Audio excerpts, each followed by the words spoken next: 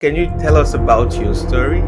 It's a story of the regular Nigerian millennial. So for our parents, you either be an engineer, a doctor, or I think a lawyer. Those three, right? I was unfortunate.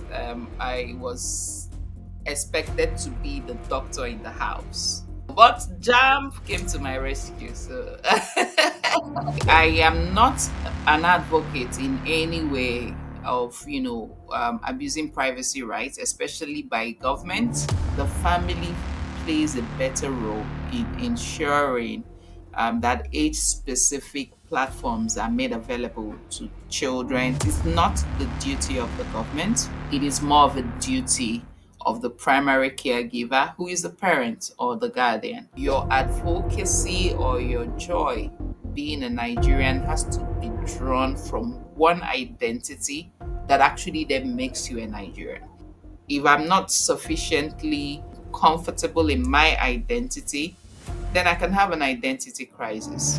People don't hold on to age long cultures because they want to hold on to age long cultures. People hold it on because it satisfies their motivation per time. What was the reality back in the time? Even if you were married and you go and get pregnant outside of your home, the fact that there was a bride price that had been paid over your head, whatever pregnancy that happens in the marriage, it belongs to the man. That was the Igbo culture. But now, if you're a woman and you go and get pregnant, your husband will pursue you now. Why would the man not say, okay, our culture allows me to embrace this, my wife and her pregnancy? You see what I'm saying? So you see a man now going to do a DNA test. DNA test is a link to Igbo culture. How much is bride price? In my Even village, it's 1 naira. ₦1. Yes.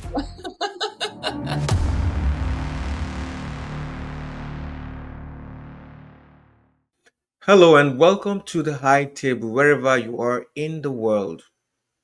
Today we have a pleasure of hosting a true polymath in the digital media space.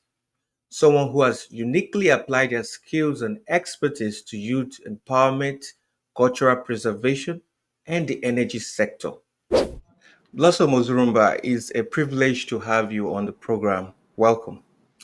Thank you very much, Dexter. It's my absolute pleasure to be here and, of course, to share the stage with you at this time. Thank you. You're welcome. So I've known you for over a decade now, back in the days of the old Twitter. And I know that you're no stranger to events and occasions. So I want to know from you, what was it like the first time that you were on the high table in an event? How was it like your first experience? Okay, so the truth is, because I moonlight as an MC, right? So I've actually always been on the stage, right? So my job often is just to get the best probably out of our speakers or dignitaries, that would participate in an event. But if I can reflect back, the first time I did not have to hold the microphone really probably as an MC, but as a high net worth person, now let me use that term, for an event. Yeah. I would say probably was several years ago when I was a speaker at a TEDx salon event that held in Abuja. Yes, I think I can remember that because it was a big deal for me. And also considering that the TEDx brand was really huge. I think it is still huge now. So I consider that Yeah. to be a very big deal. So I think that would be what I would quickly just think of being my first time. Of course, I killed it. It was beautiful. And well, the organizer said I did well. So that was enough for me. So that was my very first time. Yes. Okay, so looking forward to that event. How did you prepare in order to make sure that, in your own words, that you were going to kill it?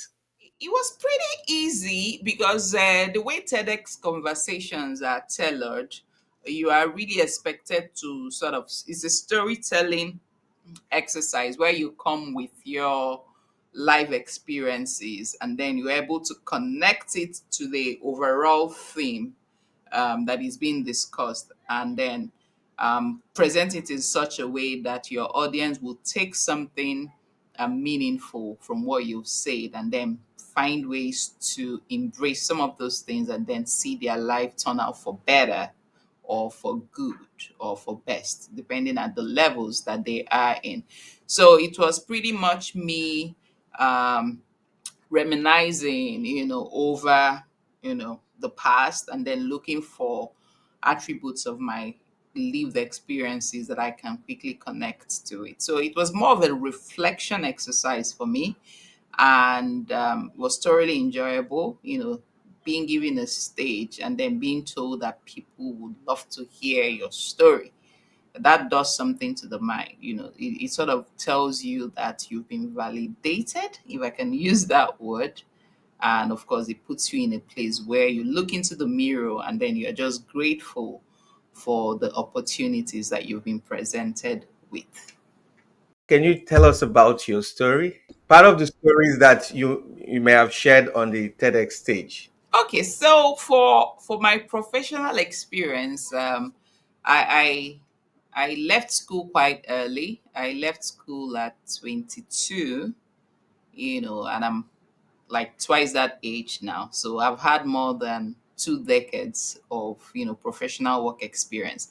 So I started off studying, in the biological sciences. But then when I got my job, of course, they would look at what you studied and would want to do a placement that would align with the certificate you are bringing into the job. But I knew very early that I did not want to work in that space.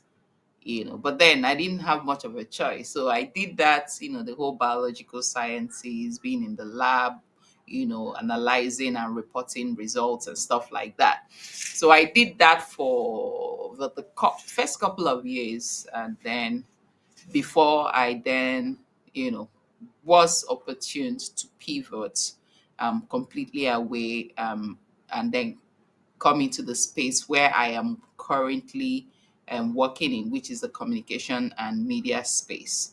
So I've been on this space now combined for over a decade, with my core strength being on digital media and innovation. So over the years, I would say that I've been fortunate, to work with people that were willing to let me, soar, if I can use that word, to let me actually just bring something meaningful to the table. Of course, it has to be value filled. So that has worked for me. But then when you then work with such people, it becomes an opportunity for you to, continue doing meaningful and excellent work, because somebody wouldn't trust you to deliver, and then let's use the Niger parlance, you go and fall the person's hand, right? So it's Yes. really an opportunity for you to run with it as excellently as you can. So that person would also not feel that they made a mistake, either recommending you or mentioning your names in rooms that you were not privileged to be in, and then giving you the opportunities that you've had. So I would be very I would be very eager and quick to say that I've worked with some really great people. And at this point in my career now, I am where I want to give back, where I would want to look at all the blessings, that I've had on the job, and then pay it forward to some other person that is coming after me. So I am on a quest to discover people that want to also do excellent and meaningful work, and then support them as much as I can, so they can actually even get to do that in a shorter period of time. The world really is moving at a fast pace now, that you might not really have all the time now to deliver, because if you want to wait, probably a new technology will come up and then remove the necessity for you as a human to even deliver Exactly. on this kind of assignment. So the best you can do is whatever opportunity you have, you run with it, you kill it. Wrong with it. Yes. Absolutely. So that's where I am now. But then I'm a continuous learner, so I still keep learning. I'm currently doing my PhD, so, and I'm hopeful that I will be able to craft a niche within the space I work in, which is the oil and gas space, and then tie that to my domain, which is media and communication. Right. All right. So, from biological sciences to digital media and communication, um, one would say that they don't really have a connection. But let's start from the biological sciences. Why did you choose to study biological sciences in the first I place, or was it I did not your parents plan. that I was it your parents that asked you to, or was it jammed? Is a story of the regular Nigerian millennial. So for our parents, you either be an engineer, a doctor, or Yeah. I think a lawyer. Those three, right? So engineer, doctor, or lawyer. So I was unfortunate. I was expected to be the doctor in the house. But Jam came to my rescue. So and I was trying to get into the University of Nigeria, but I was never lucky enough to get as much score as I needed. Like I will get a 230 something, then they will cut it 240 something. I'll try again, get a 240 something, and then they will cut it to 250 something. So then it was of course I was heartbroken, but then looking down the line, I think I am just lucky. That maybe I did not read well enough. So that's actually the beginning of that. But then, while in school, I actually already knew what I wanted to do. And, if you ask me what I wanted to do then growing up, I'll just simply tell you I want to be on TV. And then I did a bit Wow. of asking around, and then I realized that the people I was looking up to then, they are BK Dabiris, the Ruth Benamedia Opera, and they were all on TV. And then I asked and said, "Oh, they studied mass communication or something that has to do with that." So as a child, I knew there was a course in the university called mass communication, and that was what I wanted to do. But of course, no parent would want that. So, but that then maybe if I had probably gone to the arts class and then maybe tried to do law and I didn't get, I would have found myself there. But then I think I was really very intelligent. So I was doing well in both arts and sciences, so I was banished to the sciences. Right. So that was the beginning of my problems. So maybe if I had gone to the arts class and then I didn't get into law, to study law, then maybe I would have found myself to mass communication. So if I look back and then you ask me what I would have done better, maybe would have failed all my science classes and then find myself in an arts class. Crazy, So but then you that is what it is. you wanted to have a constructive sabotage, right? Absolutely. In fact, thank you for teaching me that word. Absolutely will run with it subsequent times. So, what did your experience and your studies in the biological science contribute to your current career path in digital media and communication? All right, that's a very great question, and I would answer it from both ends. Both the good and then the not so good. So So, fundamentally, it has made me to be a very inquisitive person, who thinks in a very structured way. So if you come to me and tell me one plus one is two, I will most likely also find out from you why we cannot take the same outcome from a 1.5 plus zero point 0.5 perspective, or a 0.75 plus 1.25 perspective. We must not all go with 1 plus 1. So I would always want to look at other options and then in a structured manner, probably then pick the best that would work. So the advantage of that is I am very detail oriented, but the disadvantage of that is I might be not too flexible when the time calls for flexibility, right? And that could be a downside to it. But overall, the good sides are more because, like I said, I'm detail oriented, so I'm very quick to spot what would work and what would not work. So it sort of gives me that superior advantage in making decisions. So oftentimes, before I come up with a final decision, I would have already, dotted all my I's and crossed all my T's. So I know this is going to work. So you might then look at it from the perspective of, okay, there's a bit of a delay in coming up in executing, but bottom line is, I would rather, that delay comes and but then you do the right thing.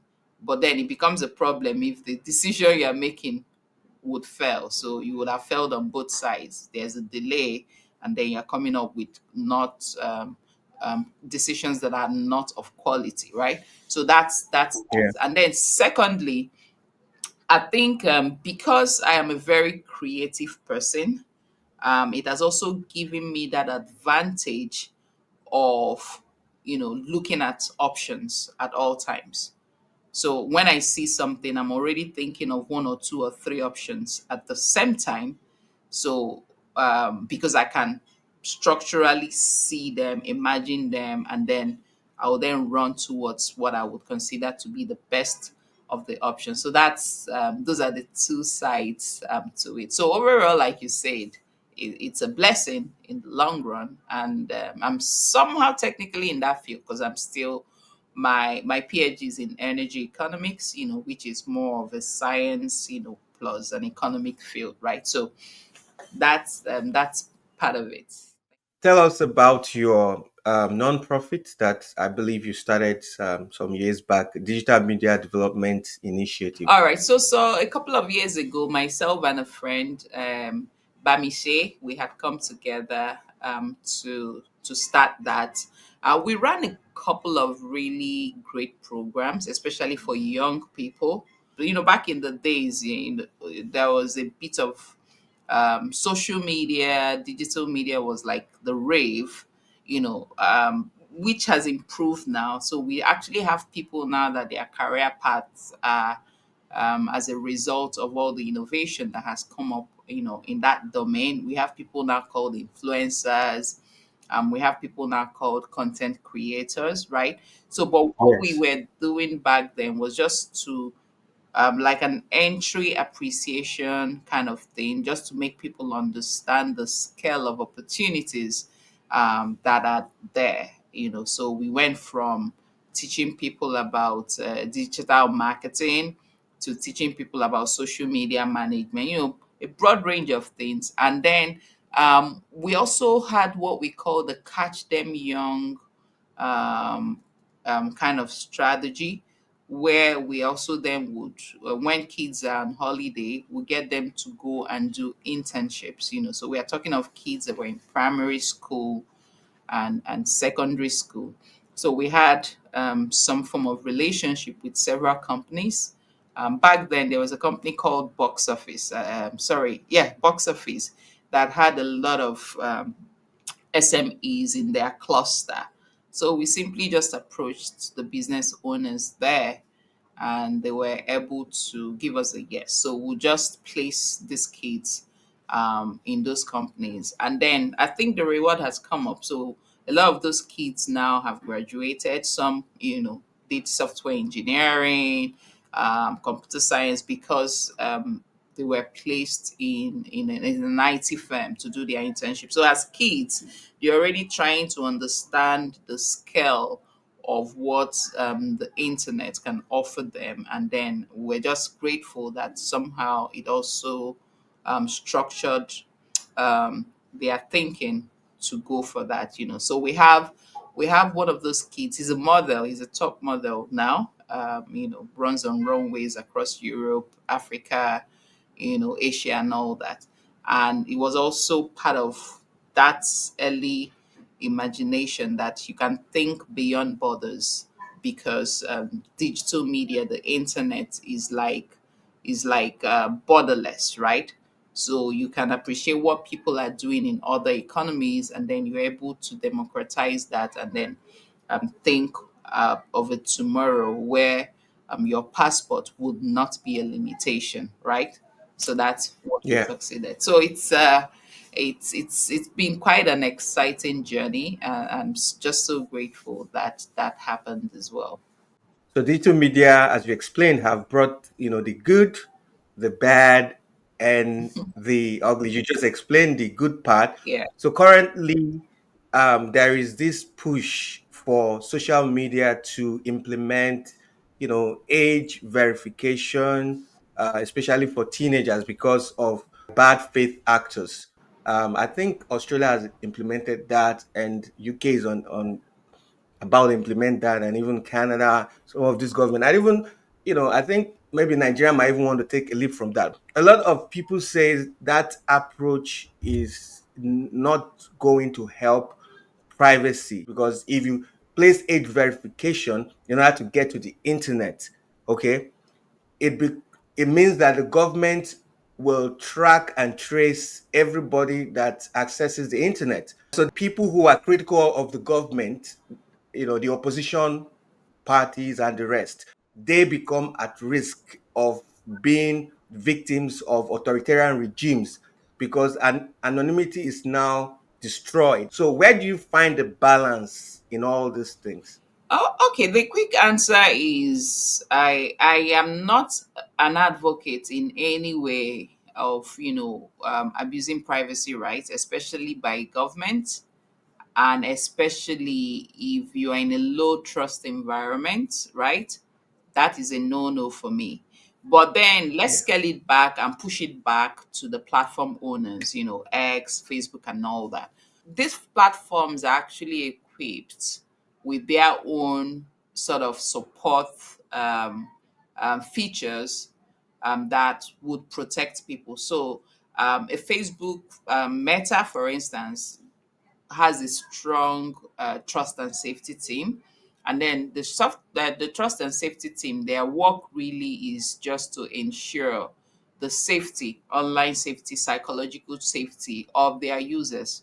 So if you are now coming from a perspective where you want to lean into one government policy or the other to verify age, those things are already there. Yes, people can lie about their age, but then I think that then takes you back to the very primary governance that every individual has, which is the family, right? So I Yeah. think the family plays a better role in ensuring that age-specific platforms are made available to children, to words, and all whatnot. It's not the duty of the government. It is more of a duty of the primary caregiver, who is the parent or the guardian. So if they now fail to do that and then expose their words to the very red environment that is social media, and that is where the platform owners then come in with all their psychological safety and trust features to protect people, right? And that is how it should be. So if you now bring in a low trust government and then you equip them with data that can sort of negate abuse privacy rights, then it's not going to be, it's not going to end well, I would say that. So let us go back to um, you know primary caregivers, to children, to underage, taking responsibility for ensuring that their kids have age appropriate platforms made available to them.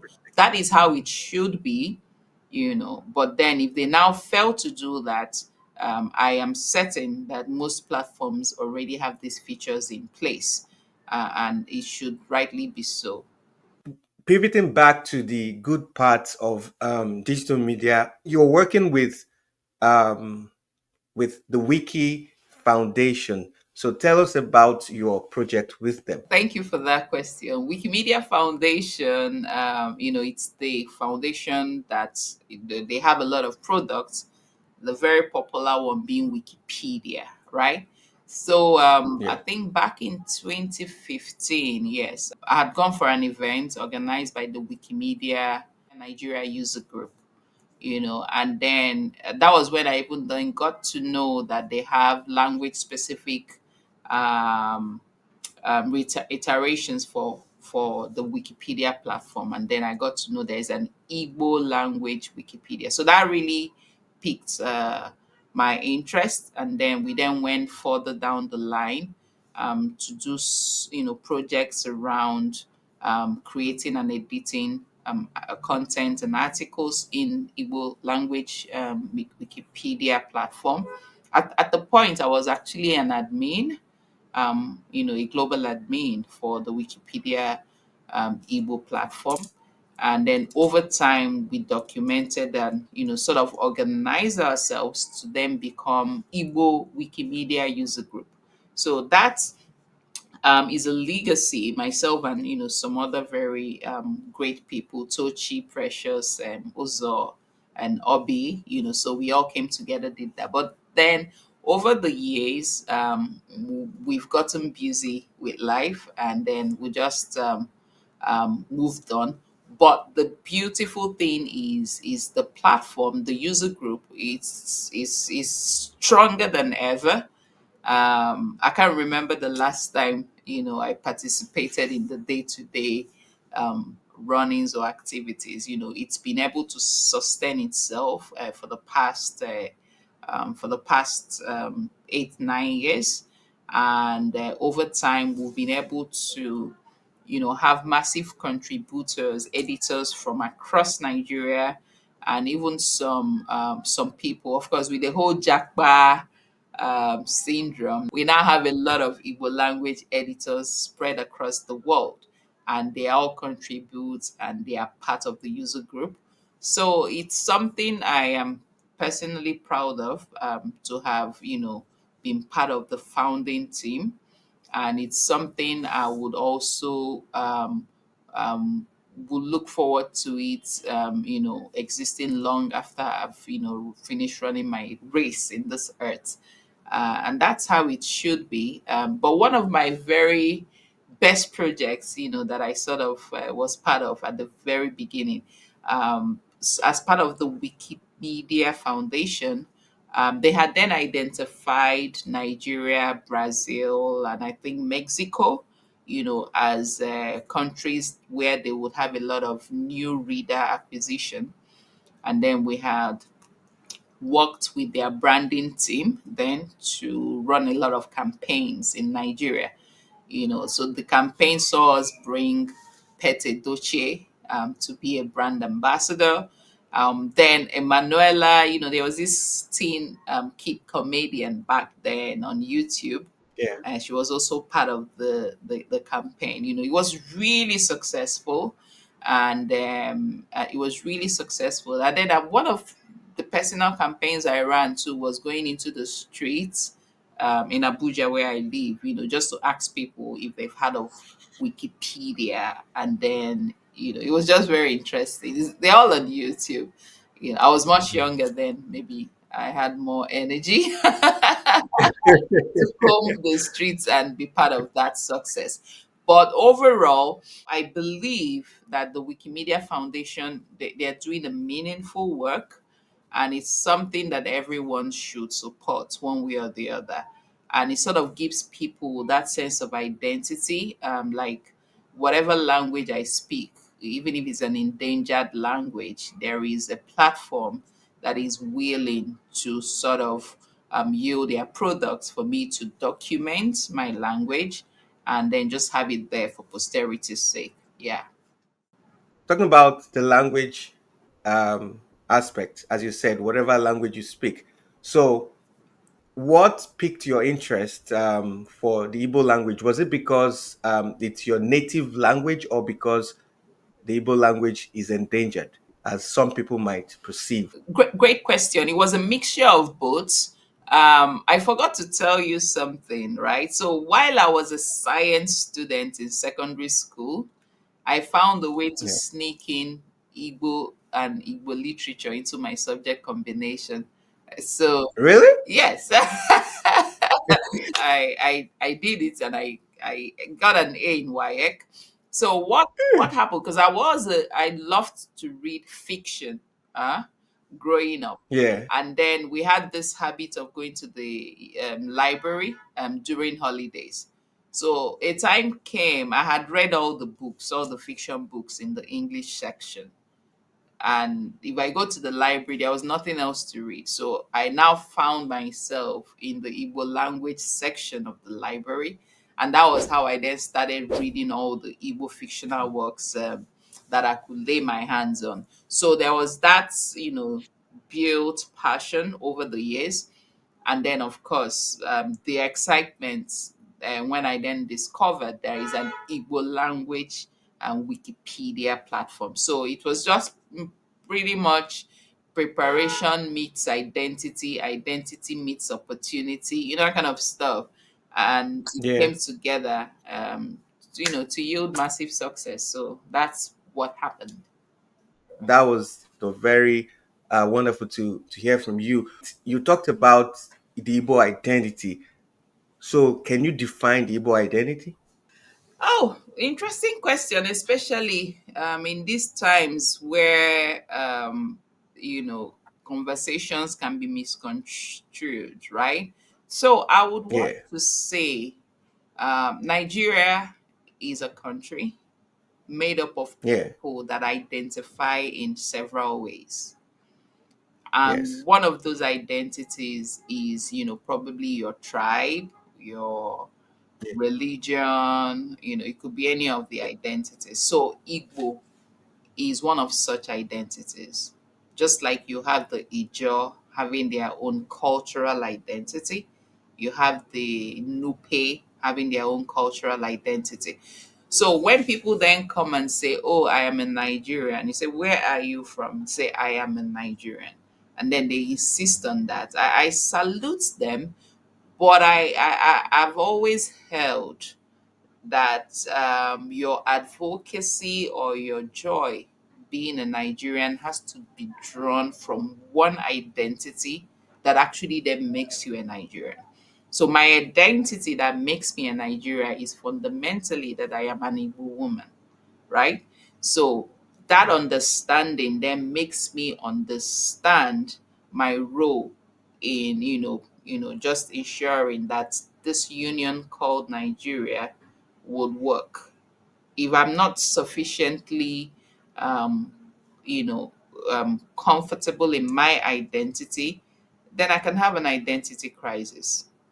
So that's Yes. sufficient understanding of where I'm coming from, these are my roots, are actually what then keeps me rooted firmly in the broader scale of conversation. So that's the way I would want to explain identity, and then hopefully it sticks.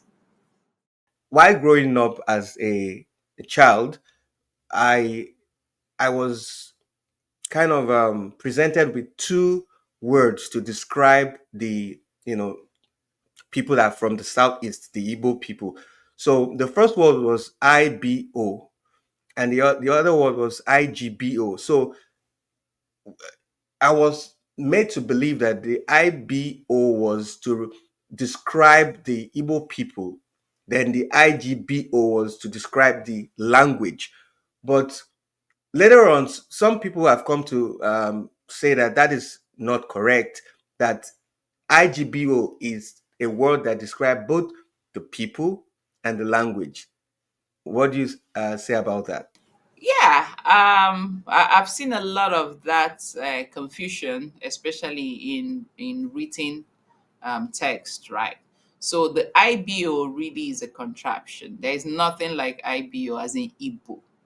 So the word is Igbo, and the language is Igbo, the people Igbo, the culture Igbo, so across board is just Igbo, IGB, or that's the correct one. So the other one, it's I think sometimes when some errors are made, they then become what I call legacy errors, and then Okay. people then run with it unconsciously. So, but really, if you see anyone make that mistake, it's not something to fret about. Maybe just present an opportunity to correct, and they say, "Oh, it is not this. This is what it is." And then, if we all commit to sufficiently providing those kind of guidance, and then that legacy error would probably it would probably just fizzle away. And I see that happening because the consciousness is really awakening, and people are more than ever now ready to actually provide those kind of corrections and guidance. But I think it should be done in a way that does not come across as combative, right? Because there's Yeah. really it's not like IBO is a swear word or is something out of the ordinary. It's just an innocent error that has stood the test of time. So that's the way Mhm. I say it. So I came across this clip circulating the internet of Oke Bakassi in the Honest Bunch podcast, weighing in on this famous culture of Igbo women not entitled to family inheritance, especially landed properties. And this is what he had to say. There are lots of things about our culture we don't know. Sometimes you hear, oh, Igbo people know they give woman land, but they don't understand the depth of it. So when you take the surface now, you go say, oh, women are marginalized. Women are not. Because the framers of that culture get as they take frame them. They framed it in such a way that the assumption is that a woman will marry into another family. Okay. And land is not a movable asset. It's a fixed asset. And it was communally owned and handed from generation to generation. So you can't give a woman who is living land. So if you be woman for a family, they won't give you, but your brother's wife will get. Oh, Yes. your brother's wife. Will Because your get. brother's wife is now part of the Will community. get. And you, when you marry, you will get. Somewhere else. Somewhere else. So they don't bother giving you in your father's house. But people don't understand. When they say, people need to give woman land. That is not how. So, from that clip, what do you think about his own perspective? Do you agree with that assessment? All right. So let's start from what culture is really, right?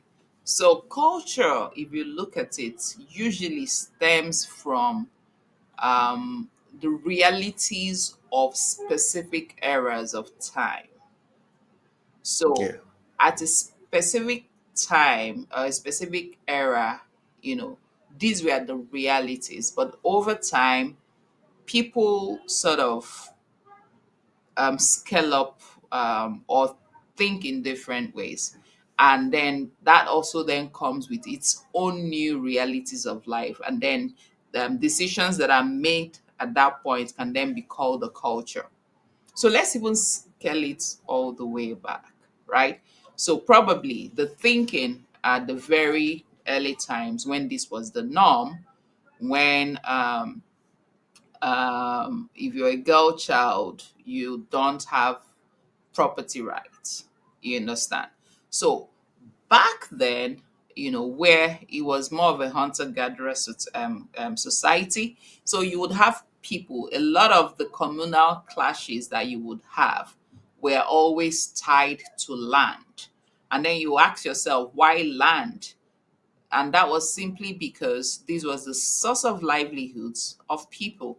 So the more land you have, the more you are able to cultivate crops, and then you're able to, have the subsistent side where you provide food for your family as a man, and also you have extras that you can then sell and then earn an income, right? So this was the go-to then. So then saying that you don't give women the right, it was simple. So the woman marries, maybe she marries into another family, you give her this land property rights, this land rights, because then nobody was bequeathing any houses. It was just the land, right? So you give her this land right. So she marries and takes it into the other family.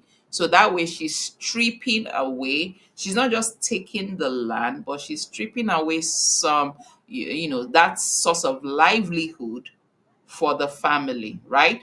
So that was Yeah. what the reality was. And then people were then trying to protect their livelihood. So it wasn't necessarily a function of non-bequeathing of, rights to women or the girl child. It was more of, what can I do to keep this parcel of land within our family? So that was the reality then. But over time, the reality changed. People then started moving into other professions, other sources of livelihoods, where you don't need to be a farmer, you don't need to be a hunter, you now have a 9 to 5, right? And then maybe you are an investment banker or you're a businessman or something. So at that point, the realities have changed. So that's where you would then see people beginning to think in different ways. So for me now, my commitment might not even be to have a single land to my name or my family, but then I would make sure that I bequeath a great, and functional education to my kids to make sure that they prepare themselves for tomorrow. So you can see that the realities are changing. Yeah. But then Yes. even the land rights, property rights saga, it's been tested in the courts, in the Supreme Court, where it was thrown out like, it lacked merit, right? So what that then means, when you see people holding on to a certain culture, I would always posit this. What I would always posit is, people don't hold on to age-long cultures because they want to hold on to age-long cultures. People hold it on because it satisfies their motivation per time. So if you are motivated in a certain way, and then you go and dig up a culture that you think would validate that motivation, then you validate it, and then you step aside and say, oh, it's not Blossom, oh, it's not Dexter, it's our culture. Do you get it? Now let me give you an Yeah. example. What was the reality back in the time? Even if you were married, right, Yeah. and you Hmm. go and get pregnant outside of your home, the Yeah. fact that you are in a man's house, the child belongs to the man. Yes. The fact that there was a bride price that had been paid over your head, whatever pregnancy that happens in the marriage, it belongs to the man. That was the Igbo Yes. culture. Yes. But now, if you're a woman and you go and get pregnant, your husband will pursue you now. Your own. Why would the man not say, okay, our culture allows me to embrace this, my wife and her pregnancy? You see what I'm saying? So people embrace culture part time based on their motivation, right? So you see a man now Yeah. going to do a DNA test. DNA test is a link to Igbo culture. So now, if you now want to sort of look at these things, on a case by case basis, you will find out that people just embrace what validates them per time, and the one that does not validate them, they kick it out of the door, right? So if it's Yeah. validating for a young man to, to say, I'm going to inherit all of my father's property because I only have sisters, and then he thinks is what is going to work for, he will look for a culture to back that up. And that is how it is, So I am pro, it's always good to honor culture, which I think somebody once mentioned something, that culture is peer pressure from dead people. you know which you will not catch me trying to say, oh, we should do away with age-long cultures and all that. But I also believe that every human being have their realities that stare them in the face. And then what they now do is to, cherry pick and look for what will support those realities per time, and then they embrace it. So if it works for them, good. But what I would not advocate is if it's now done in such a way that it will harm some other person, and then you are saying in the face of culture I need to do this, and knowing that it will not benefit someone else and it will harm someone, and then you're still standing on culture and you're harming people, that is not right. Thank you for that answer. At least you've clarified that so that people are not going to say, "Oh, that this group of at least they could have an understanding Yeah, of what is going on." And I believe that the Igbos are not the only culprit in this thing, right? absolutely. Let's sort of move on to your academic pursuit, your current academic pursuit right now. So give us, tell us about it. So I'm running a doctorate program in energy economics, policy and management, and it's sort of just directly derived from my MSc, which was also in the same subject. So, like I had explained, being in the oil and gas space, and then you are communicating the things that we're doing. So it's only right that you understand the business, especially from academic point of view, since you're already a market player, right? And then you are Yeah. able to better communicate in such a way, because it is actually a niche environment. So the beautiful thing about media Yeah. and comms is it's not necessarily a one size fits all. They might have the same fundamentals, right? But then you are then expected to then take those fundamentals and then you're able to apply them based on the specific domain that you are communicating for. So it really a quest of understanding the business better, and then being able to frame conversations and storytelling in such a way that it can align. I actually occupy a pioneering role currently in my organization. We're able to put a structure around digital media communication. So I lead the team that they are currently doing that, and that could have only happened. It didn't happen overnight. It was a work in progress. So we started still being attached to other departments, but the time came that a proper structure was put in place devoted to digital media, where we are now tasked with, managing all our social media assets for the organization, and then also ensuring that there's no knowledge gap, so there would always be the need for succession plan. So that is really what I'm tasked with at this point, to make sure that those coming after me understand how to communicate in that space. Because really, like I had established earlier, the fundamentals in communications are the same, but how you then Yes. apply and execute them differs. So that's what I'm currently doing. I'm a structured thinker, so I try to put things in place to just make sure that there's a proper structure in how we do things, and then also encourage that creative freedom that comes with operating in a space like social media that has the attention span of a water drop. Of a goldfish. You know. Let's pivot back to your, the program you're in, energy economics. So it's about the economics in the energy sector, right? Pretty much what. So let's look at the economy in a broader perspective, and let's sort of zoom into the Igbo entrepreneurship system that is usually called the one boy model. Some people have come out to say that that model has really got a global attention and in the positive light. Can you shed light into that model?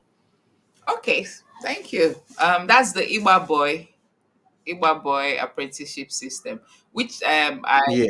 I've actually read. It's had a lot of there's been a Harvard conversation around it and all that.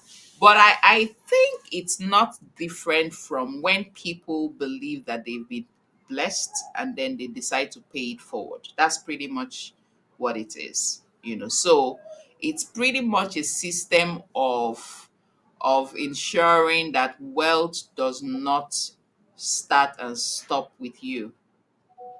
So um there's this fundamental proverb that underpins the Igba boy system, which is, I'm going to say it in Igbo and then try to give a literal translation to it. It says, "Agbako agbako nyoma mere oba ufufu." So when people come together and urinate in a specific spot, you see it foam better. So what that means Yeah. is, if Dexter, you are the only wealthy man in a community, you are not wealthy, Yeah. because if there is any need, everybody is going to run to you, and with time, your resources will deplete. But just imagine you are wealthy and then you commit to bringing up five other Dexters. So what that means is, when there is a need, there are six people that can provide the solution, especially if it's material financial solution that is needed, right?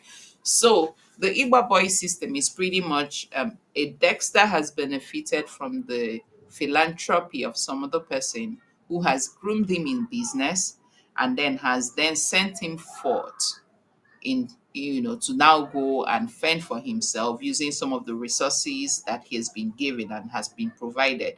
And moreover, sometimes these resources are not necessarily money. So what you see happen most times with the apprenticeship system is this: let's say you had done apprenticeship to learn how to buy and sell car batteries, for instance. Let's start with that, right? By the time you do your freedom, it's called freedom.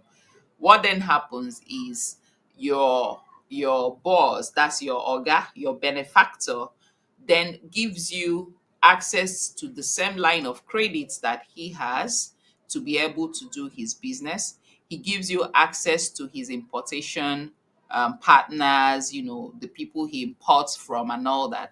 He can even go as far as stocking a shop for you, ah, and then Yeah. allowing you to then take those goods in credit, and then as you are then selling, and then you are repaying gradually, and then you are restocking your shop. So it's that's most often how it goes. And then they can also top it with money, because really cash flow is always king, right? So that's how it works. Yeah. But then it does not then stop with you. At the point that you are then being you have been sent forth, you are expected to then pay it forward and replicate this in the lives of other people. But then it comes with the downside, especially when you have low trust individuals that are running the show. So maybe you serve your benefactor for 6 years, and then in the seventh year, he comes up with that you're supposed to, get your freedom. He comes up with some concocted stories about you stealing and stuff, and then you are sent forth with nothing.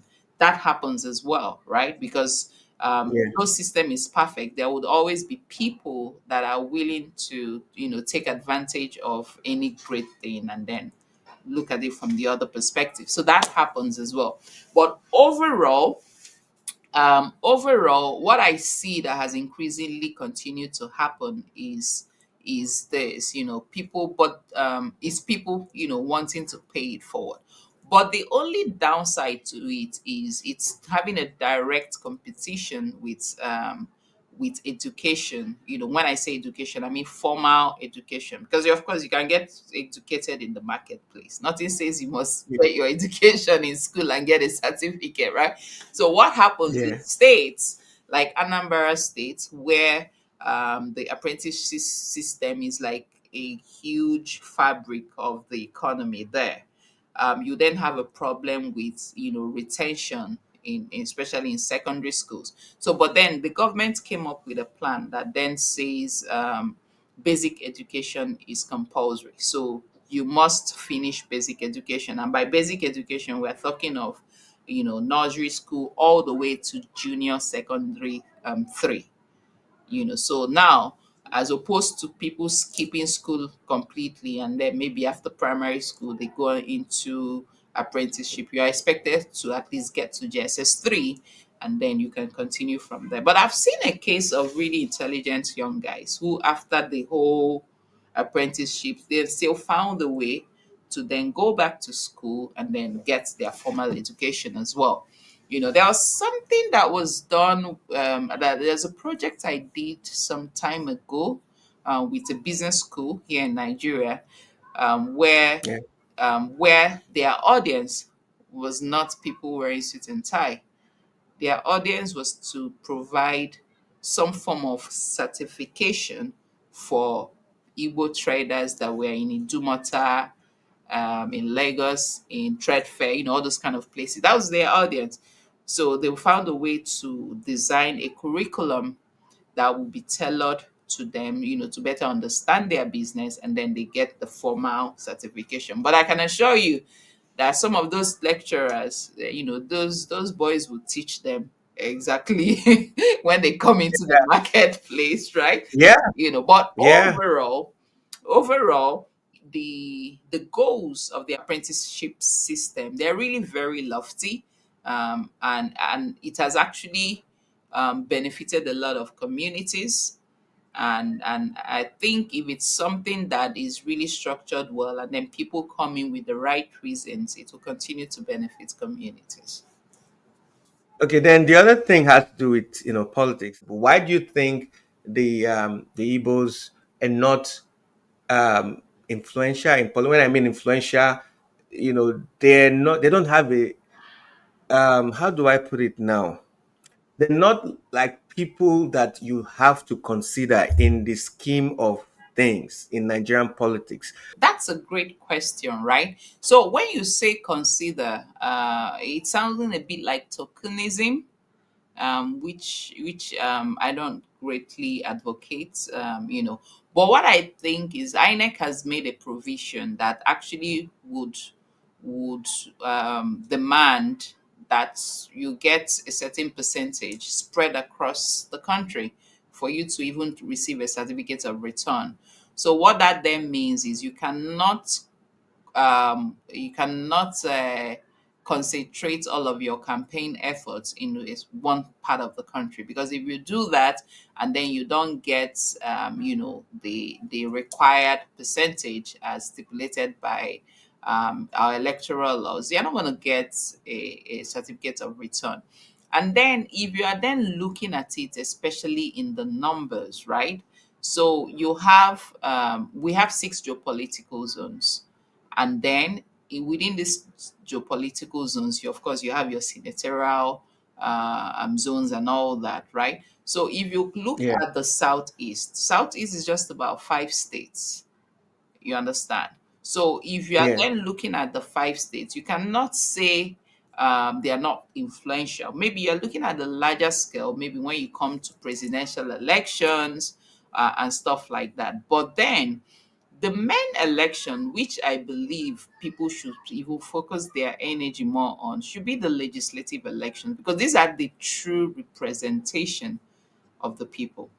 That is why, as an MC, if I'm at an event and I'm establishing protocol, I would first of all recognize the people that were elected before I recognize the people that were appointed. You know, that's how it works, right? So yeah, what that then means is this: there can only be one president, and yes, that one president is expected to have representation in his numbers across the country at the end of the day. So whether he gets it from the south or the southeast or southwest, or he just needs to get pockets of this from everywhere. So I don't now see that as being equated to you know taking a particular zone for granted or ignoring them completely. Because if that happens, then that means that you wouldn't see them go to some states or some some geopolitical zones at all for campaign. But then when you then come to the appointment side of things, which is what I think that you're referring to, you understand? When it comes to the yeah, appointment side of things, where maybe a CNC then has to appoint his cabinet, That is where you then start talking of influential figures or voices,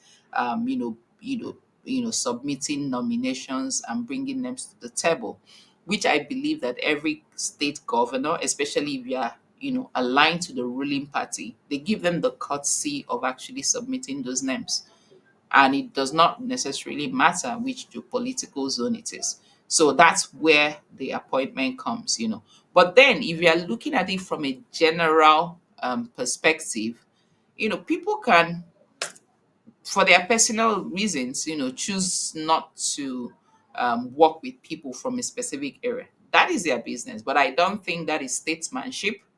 It is not statesmanship. That is not what statesmanship prevails, because statesmanship encourages inclusiveness, and then Yeah.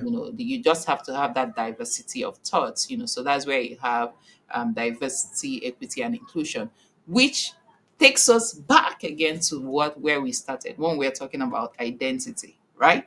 So Yeah. identity is very Yes. important, and I can assure you that somebody that is sufficiently comfortable in his identity will not feel threatened by somebody else's identity. But if you Okay. decide to outsource your identity and then look at the bigger one, a time comes, everything that comes around you will look like a threat. That's how it works. So you brought us back to identity. Just one sharp thing I want to ask now. Why do we, as Africans or Igbo specifically, we do traditional wedding, we do white wedding, we do court wedding, and all this wedding? Why do we do all these things? Well, Do you agree? well, Why do we do? I think it's more of individual preference, right? It's more Yeah. because really, in customary law, your traditional wedding is enough. Once your bride price has been paid, really, when you even talk about traditional wedding, what you call traditional wedding is just people doing after party. The only thing required is the exchange, is the bride. Well, in the Igbo culture, I'm speaking for the Igbo culture, right? So it's just the Yeah. exchange of bride price. Once that is paid, every other thing is an extra. But then for those that are sufficiently motivated by their faith, they would then say, oh, for me to even say I am married, I need a pastor to bless me, or I need an imam to join, do the actual joining. That's their motivation. Don't forget that it's not everybody that is motivated by their religion, so they can afford to leave that up. And then for some other people, they might have more allegiance to going to the registry to register their marriage. It happens. So now, if you really want to say you are married, any of those counts. Nothing says you must do all. If you want to do all, that's fine. But All right. if you're taking it back to the Igbo culture, once you pay your bride price, you're married. Every other thing is an extra. It's how much is bride price In my even? village, it's 1 naira. ₦1. Yes. And then when you pay it, yeah, it's then returned again. But then, because 1 naira is no more in circulation, I don't know how they do that these days. Anyways, what I'm trying to say is simple, right? Marriage is between two parties, and once the two parties understand or agree that this is what we want to do, then they're at liberty to do that. But what I don't think we should encourage is to allow external parties to then come and put undue pressure on two people that are going to be married. You're not going to be married with them. It's their future that they are charting a path towards.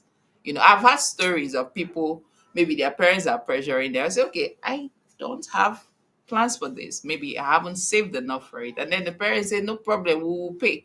They'll just wear their suit and gown and show up. And then you pay, since you are sufficiently motivated to take up the bills, right? So I know that happens as well. But then I have kids. Would I want them to do all three? It's left for them. The choice is theirs. It's not mine.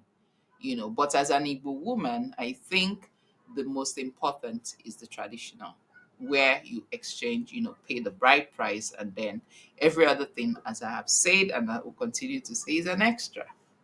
Yes. All right. Thank you for that clarification. So one question before we wrap it up. If you were the president of Nigeria today, Mm. what is that one thing that you would do that will positively transform the lives of the citizens? Okay, it's quite simple because I've been doing that already. Is to show Okay. people what a good future looks like. If I can put it in your mind, if you can envision what tomorrow looks like, and then I also then put a lot of trust, sufficiency in the system that then tells you that really, if you do this, that tomorrow is assured, then I'll see people turn the right side up. So what do I mean by that? Let's say for instance, if I've been asked, oh, go to school, come out with a good grade, you get a job, right? And then I know that that would happen. I know that by the time I'm competing for a job in the marketplace, there is enough trust availability for me to know that I'm competing alongside everyone else. Nobody is going to get in through the back door, right? So if I understand that that is the fabric of the society, then I don't think I would walk towards rocking the boat. So that's why a country like Singapore, a country like South Korea, you see people, you know, work towards the greater good because they know that whatever part they play, there is a reward that is not going to be. Nepotism is not part of the conversation. Corruption is not part of the conversation. You get where I'm going. So Yeah. there has to be that commitment to not just show people what tomorrow will like, but also commit to actions that would ensure that that tomorrow, when it comes, I would gladly walk into it. That's pretty much what it is. All right. So, in practical terms, what is that thing that you would do to achieve this end goal? Live by example. That's pretty much what you need to do. You live by example. Your pattern word to people out there, young, especially young people that are your major their demographic. What is it that you want them to know? Tell them, speak to them now. Okay, I still believe that there is a reward for excellence, right? And I would just want to encourage whatever opportunity you have that is presented to you, do it to the best of your ability. If you're in school, school to the best of your ability. Commit to doing excellent, meaningful work, and then just trust that there is a tomorrow that would be made available to you, and then in your excellent record really would ensure that you get into that tomorrow. That's pretty much what it is. It sounds like preaching hope, right? But I think hope is a great currency. If you don't have that currency of hope, then a lot of things are going to go wrong. People will just give up. People will just give up, and you don't want a Yeah. society filled with people that have given up completely. There has to be a reason to wake up tomorrow and then continue grinding. So that's the parting words I have. Yeah, that's a wonderful one. That's a great one because hope is very powerful. Hope is what keeps us going. Wake up in the morning, no matter how things are, we just keep working. Even in the Christian faith, hope is what makes us keep holding on because of the prize that lies ahead. So, can you tell us where people can find you in the online space, the digital media space? All right, thank you so much. So I am on social media, the top social media platforms: X, Facebook, Instagram, LinkedIn. Same name, same consistent username: Blossom at Blossom Ozurumba. Blossom Ozurumba. Yeah, so you can find me there, and hopefully, the conversation should be able to continue from there. All right, thank you very much, Blossom Ozurumba, for joining us on this edition of the High Table. We really appreciate you for showing up because we know you are a woman that is you are a polymath. So you you are pretty much busy having so many times for you to have carved out the time to be with us today. in this edition. We really appreciate it. Thank you very much. You're welcome, Dexter, and I celebrate the work you're doing with your team. So thank you so much for the opportunity once again. Thank you.